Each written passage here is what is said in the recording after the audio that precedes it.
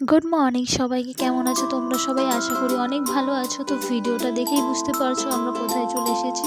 তো আমি আর আমার বোন পুজো দিতে চলে এসেছি বড় মা কালী মন্দির কালীঘাটে, যে এখানে আজকে ফার্স্ট পুজো স্টার্ট হয়েছে। জাস্ট এখানে হয়তো এক সপ্তাহ পুজো হবে। তো মেলার যে লাইনটা ছিল 1 কিলোমিটার দূরের থেকে মন্দিরের লাইন, ঢোকার লাইন দেখো চারদিকে কেমন ভিড়।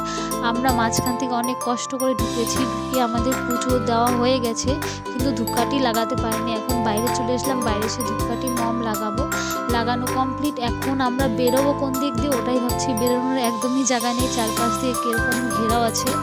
আর এখানে যত যাদের মানত পূরণ হয়ে গেছে তারা এখানে মানে পাঠা ছাগল আর পায়রা টায়রা দিচ্ছিল।